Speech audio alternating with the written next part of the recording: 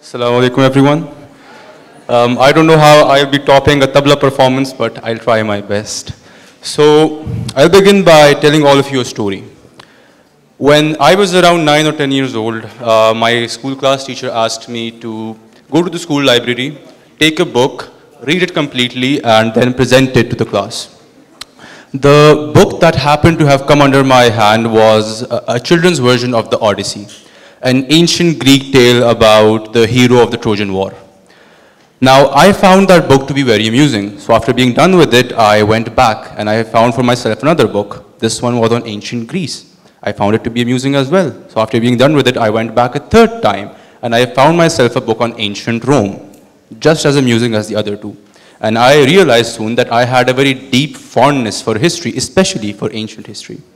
Naturally, as time went on, I started wondering what such stories exist from our land. What are the ancient tales of Pakistan? What is the ancient history of Pakistan? But to my disappointment, even upon searching, I could not receive an answer. There were no tales of any ancient heroes. There were no stories of any empires of old. There were no ballads written about wars. It was as if all of us materialized out of thin air in 1947. You see, just like myself over here, I'm quite sure that every single person in this wonderful congregation has at some point wondered, who are we? Where do we come from? How were our languages developed? When were our cities made? Who made our cities? And, of course, the grand question, who were our ancestors? And therein lies the core of Pakistan's identity crisis. You see, every country in the world tries its level best to procure a legacy of grand historical significance to make sure that they can weave it to their national conscience, the national conscience of their people. And they do so in order to strengthen their national identities. History is so central to a nation's identity that some countries go to the extent of inventing history, just so that they have something to give to their people to look back at. Us Pakistanis, on the other hand, as inheritors of what is perhaps one of the greatest sagas of history in the world, are purposefully made to remain oblivious to it. We are made to view it all as strange. Well, whenever we try to receive answers for these questions as who we are or where we're from or who our ancestors were, we receive answers in the form of strange names of strange nations from strange bygone times to whom we cannot find a connection. And I'm here today to tell all of you that there does exist a connection between us and them. Every country's history starts in the ancient period, and Pakistan is no different in this regard. So today, let's go on a journey across 5,000 years as we explore the parallels that exist between us, Pakistanis, in the 21st century and our ancient ancestors who used to live on this very land. And we start our journey with the Indus Valley civilization.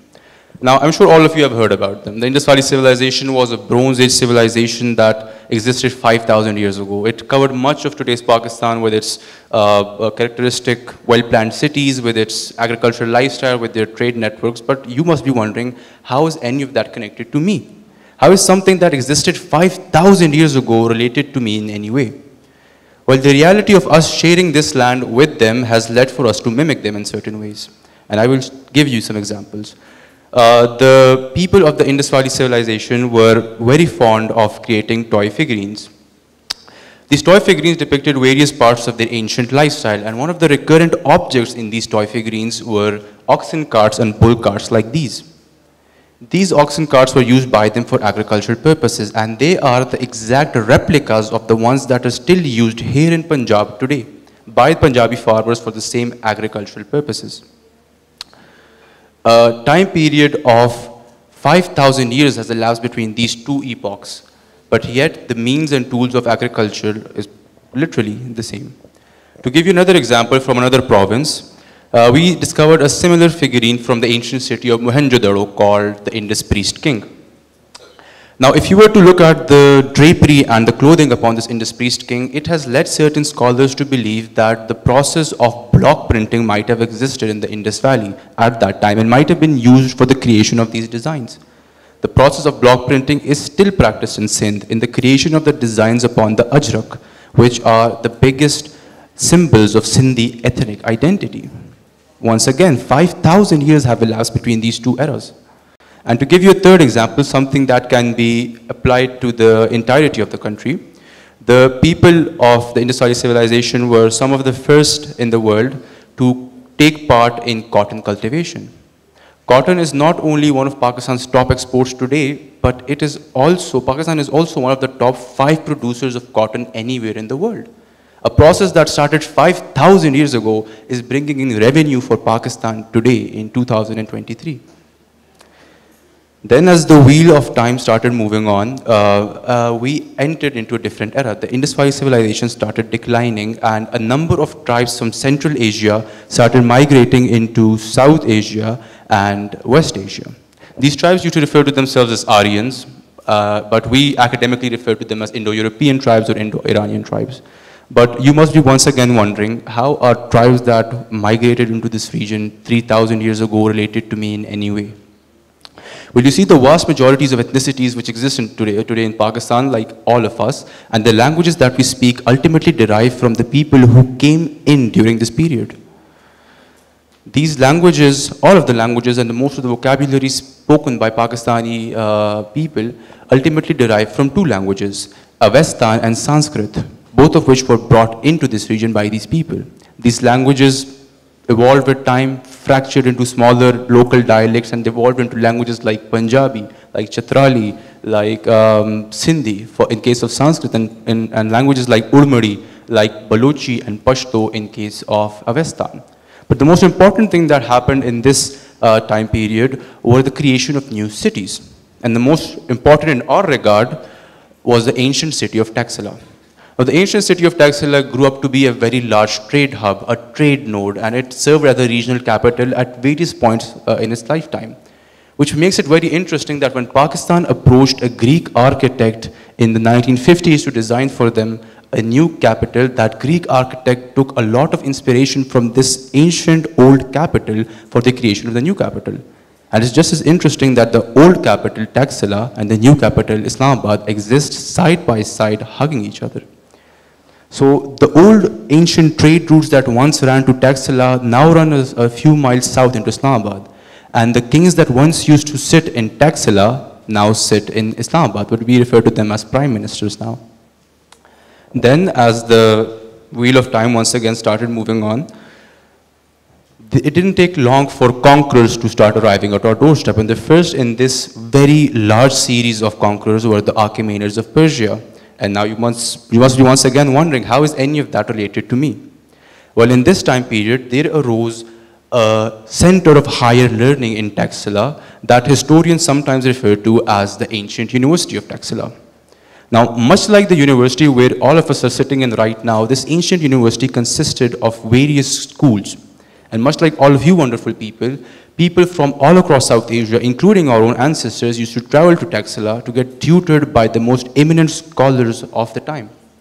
And you can make a very rough estimate of how groundbreaking the works of those scholars were by the fact that some of them remained relevant for thousands of years and eventually made their way into the Islamic Golden Age, when scholars from this part of the world traveled to Baghdad in the 9th century and translated these texts into Arabic. Then we move on once again. The wheels of time once again started moving on, and another conqueror arrived at our doorstep. History remembers him as Alexander the Great. We refer to him as Sikandar-e-Azam, and naturally you must be wondering once again, what does Sikandar-e-Azam have to do with me?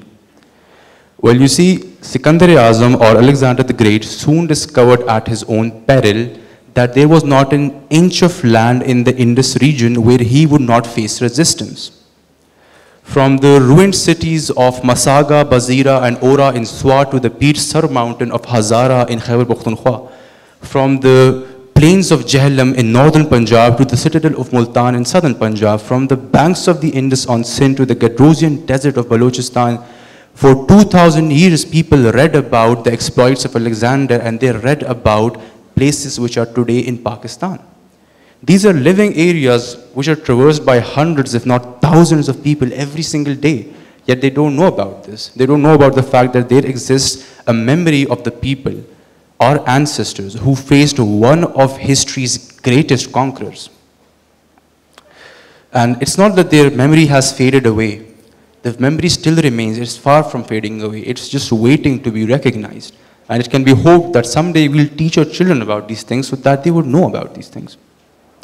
And then last but not least, as the wheel of time once again started moving on, there sprouted a Buddhist civilization in the northwestern parts of this country, referred to sometimes as the Gandharan civilization. Now, the Gandharans were famous for a lot of things, but the most famous thing about them was an art form that they developed where they took Buddhism, local art influences, and mixed them with Greek influences, creating a mixture of Greek mythology and Buddhism. And this art is known as the Greco-Buddhist art or the Gandharan art.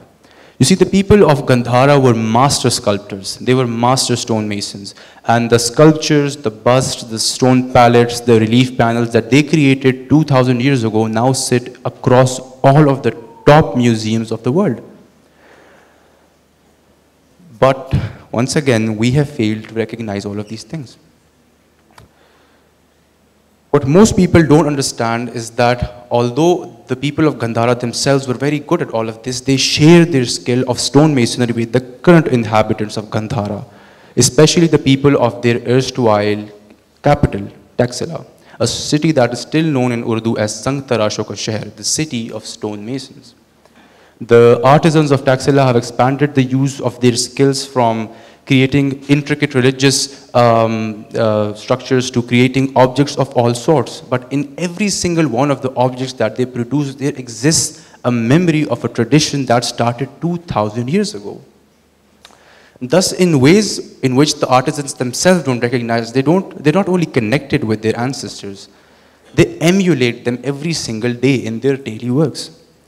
And it can be hoped that someday we'll teach all of this to our children, so that in the future, when the stonemasons strike their chisels against rocks, they would know that in each of them, they are honoring their ancestors.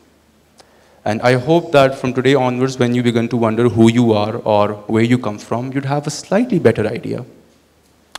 And that when you travel across the country, you'll be able to witness the connections which exist between us and our ancient ancestors. I hope that from this day onwards, you will be able to witness within yourself and in your surroundings what is thousands of years of history in motion. Thank you.